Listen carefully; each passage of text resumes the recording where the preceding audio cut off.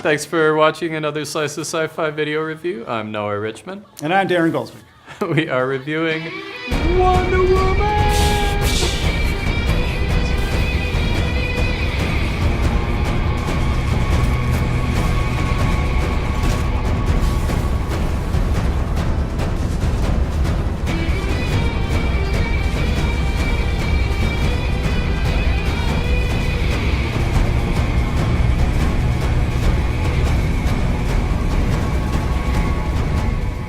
Finally making it to the big screen, after many years in gestation, we have Wonder Woman, and this is a slightly different take. In a lot of ways it's a classic take, but it is taking Wonder Woman all the way back to World War I time period, and thankfully it does also give us a nice glimpse into the island of the Amazons, and so in that respect it really takes us back to the mythological roots that Wonder Woman is coming from. Yes. And it's really nice that it actually takes some time to show us that world and give us that sense of, you know, the magic and the mythology in it before taking us into the quote-unquote modern age of technology. Right.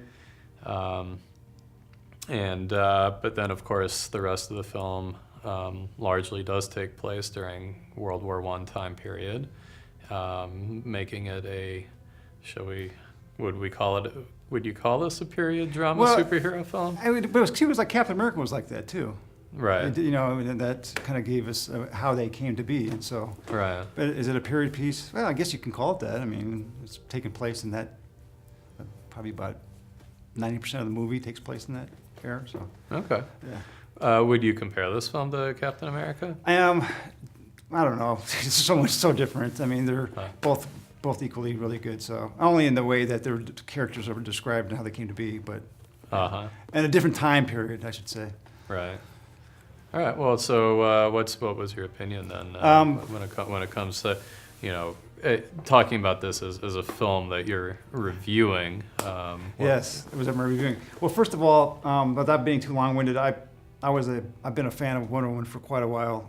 Obviously, growing up seeing Linda Carter, which as a child will be an image that will never. And I still have a crush on Linda Carter to this day. And she looks really good for everything. You know, and I don't want to say for her age because that sounds rude, but you know. But anyway, I was a fan of the show as a kid, and you know, and so growing up, I always had this idea. I read the comic books as well, so like I like when George Perez did his take on Wonder Woman, and so yeah, and it's been in such a long, drawn process for Wonder Woman to finally hit the big screen, and but going back to the Batman versus Superman when Gal Gadot first came onto the big screen. Right. I was apprehensive before that she was given the role, but of course, you know, I think she won everybody over in that role as Wonder Woman, and so. But yeah, going into this movie, I was extremely excited, and I got to say, it was definitely rewarded. So yeah, I mean, I for the most part loved it. So you know. Yeah. Certainly for myself, it left me feeling like I would like to see the director of this film, Patty Jenkins. By the way, the first of these superhero films that we're seeing coming from a female director. It's knocked out of the park. And I'd love to see her just take over the whole DC universe. So nothing wrong with Zach, but yeah, she much better. So yeah, well, she gets it, man. She really does. Yeah. I don't know if I'd agree with the nothing wrong with Zach after Batman versus Superman. Yeah, I know. I'm just trying to be nice. Yeah. Nevertheless. Yeah, I really did think that she did a very good job capturing a good balance. I've had the critique of the last three DC Universe films coming from Zack Snyder that they just feel too downtrodden and to really be fun and entertaining. They're just something a little too heavy, and not really quite entertaining with them. And on the flip side, I've been feeling like the Marvel films more and more I'm finding myself critiquing for being too jokey. letting itself become too slapstick and getting away from telling, a good story with real stakes. So this one, I felt like she really got the right balance. Mm-hmm. I thought it really felt like a good, solid storytelling. It was good, solid superhero storytelling, but it was also just good, solid, any kind of movie storytelling. It really captured some of that feel of the mythology of where this is coming from. It really had some sense of both the movie magic, but also, like the superhero magic. Captured some of that feeling of, when this originally was coming from the old pulp comics that it was coming out of, but updated with modern storytelling sensibilities. And then, as you mentioned, Gal Gadot, it just embodies that character. Stunning. But stunning, but also just her spirit. Her spirit, a real feel of, upliftedness and hope and, a real defender kind of inspired. Figure. I mean, just seeing her on the screen, it's just, and yeah, her nonverbal acting is really good. Right. I mean, just the way she responds, her facial, the way she reacts. But actually, another thing was really, Chris Pine did a hell of a job in this movie too, I might add, playing off of her. And so I thought that, he played off that created that I don't know, there was a lot of comedic moments, but when they did happen, they felt really perfectly timed. And I thought he was, because he usually was the one at the punchline, but I thought he did an amazing job. I think this is one of the best roles I've seen him in so far, other than the Star Trek. So I think we can agree that we both feel it's the most solid film that's come out from the DC universe. Oh, yeah. That there's definitely more positives to be said about this than negatives. However, there are definitely shortcomings too. So I'm going to say that my first complaint about the film, I feel like, and I don't know what the answer is to this, but I really felt like the story would have been better told in like a serialized version, rather than all together in one movie.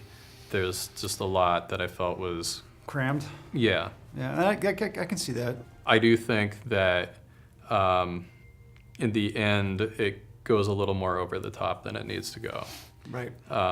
And there were some other choices, other choices made with some of the characters, at least one character in particular that was very disappointing to me that they did make.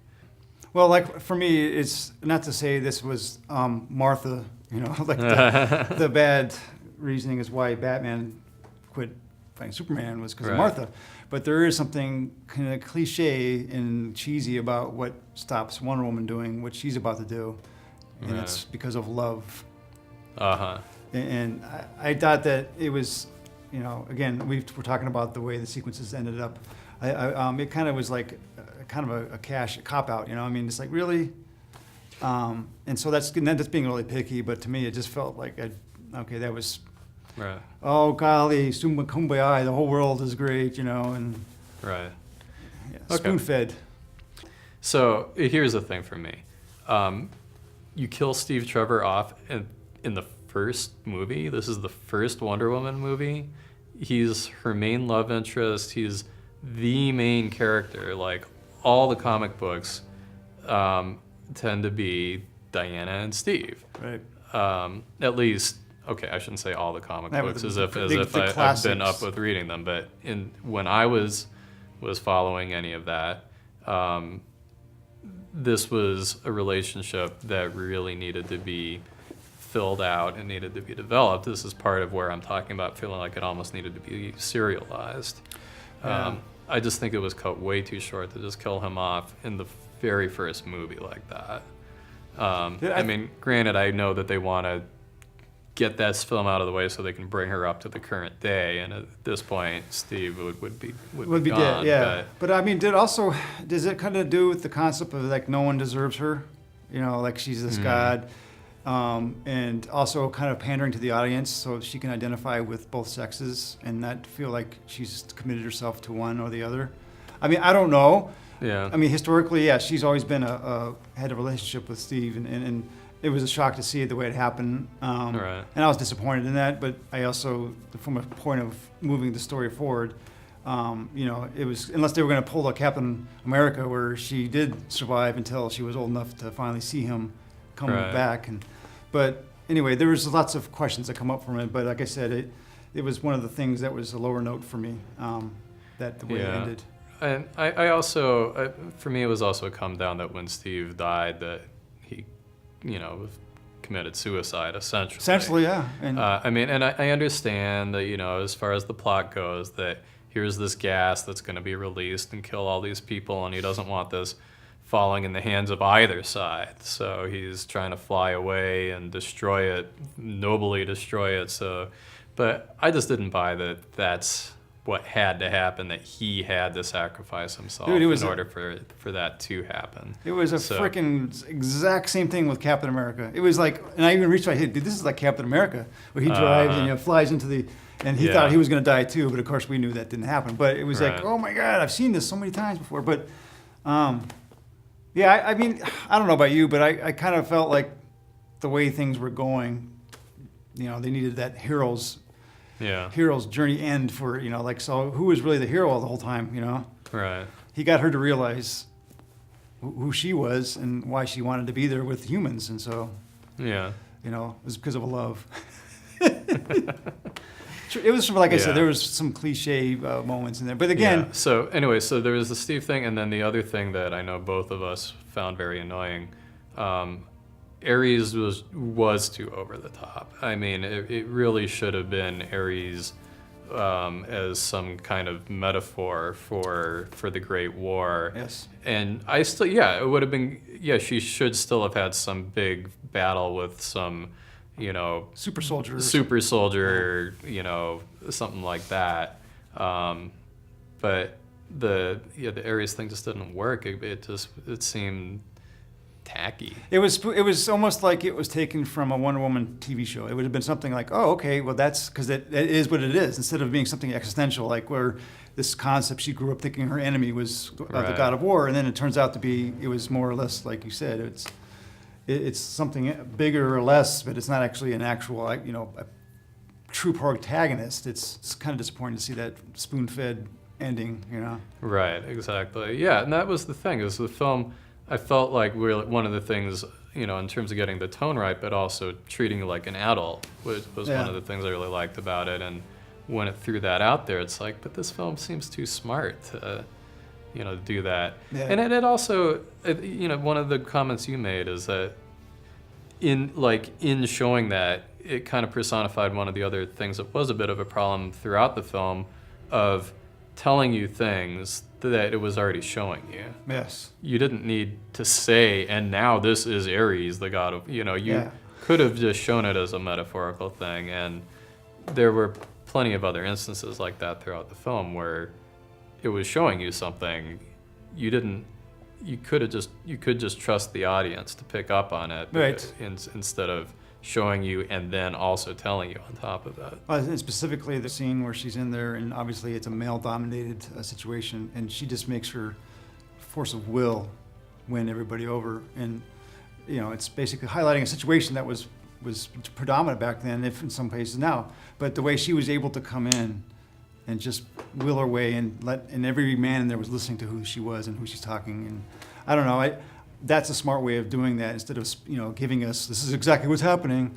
Right. So, but just by her, every scene that she was in, I just felt like captivated by what she was doing, and it was that much more powerful than when the things weren't obvious, and it was just visual in what she was doing. And so it was like almost there to appear amazing, like favorite superhero movie I've ever seen, to where it could have been, you know what I mean? So yeah. Right, it definitely, I agree. It definitely took it down I mean, it was so close to being, because like I said, I thoroughly enjoyed the movie, and I know we're nitpicking here, but I think it's a huge success for DC, because the last three movies, if it's just from us, we haven't liked them. And we haven't liked them. I don't like to particularly like to pick movies apart, but at the same time, those movies haven't been enjoyable, and this movie was. Yeah. I thoroughly enjoyed Wonder Woman, and I will see it again because it's Patty Jenkins did a great job, and of course, Gail is just Right. she really does embody the spirit of Wonder Woman better than anybody I could imagined. So, All right. Anyway, I think those are our thoughts on Wonder Woman. Thank you for watching Slice of SciFi.